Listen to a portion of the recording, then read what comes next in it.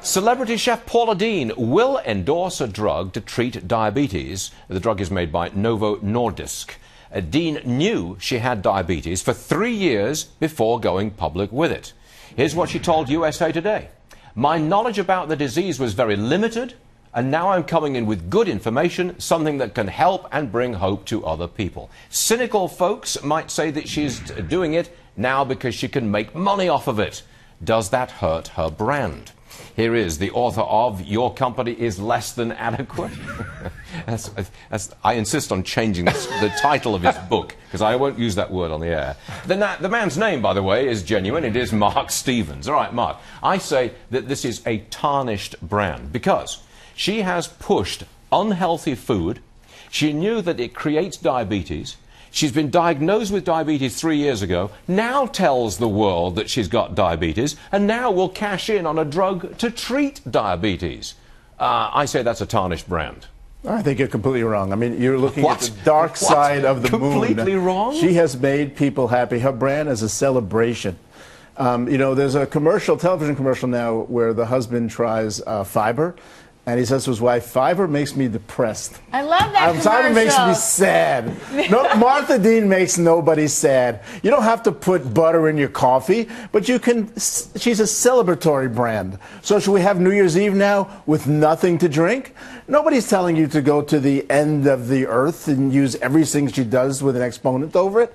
But she makes people happy. She gives you things you enjoy to eat. She's a character that you love. Wait a second. You don't detect the slightest element of hypocrisy in someone who promotes a lousy diet, catches the disease associated with a lousy diet, keeps on promoting the lousy diet, and then cashes in on a drug to treat it. Hypocrisy. I don't think I've ever seen that before. Right. Wow. I'm not sure. Maybe we ought to burn her at the stake. Hypocrisy would be if she was a supermodel and she was cooking with butter. That's hypocrisy. But look at her. God bless her. She's a round little chunky thing, and this is the result of her lifestyle. And you don't necessarily get diabetes from eating like that. It is also a hereditary disease. Absolutely. My mother is 91, doesn't have a gray hair on her face. It's unassisted blood pressure, but she has diabetes since she's 40 and never has a sweet thing in her life. But it is a condition that is worsened by diet. Even though I tend to agree, Stuart, with my two colleagues here, because I just think that it is her brand of doing what makes you feel good. Comfort food is what she's based her entire brand on. Well, and comfort food is not always politically correct. You're right. I'm surprised you're taking the political correct term here. Yes, and one goalpost we have Mike Bloomberg telling us not to have salt and have no fun. Well, he does whatever he wants to do. And Paula saying, have a good time. But it's up to us to be able to control how much of the cream and the sugar and all we want to have. But thank God there's people like that who invent stuff. I mean, this is a woman who had severe problems herself, came out. She's an American success story.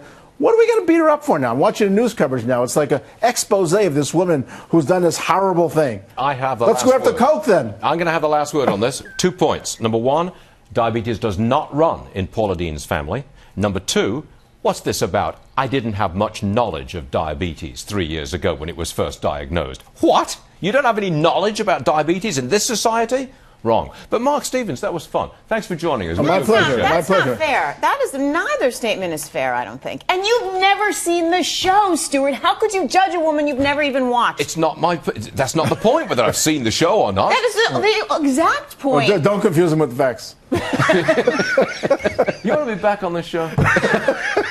First he tells me I'm totally wrong, then he says I'm unfactual or whatever it is. All right, we're out of time, Mark Stevens.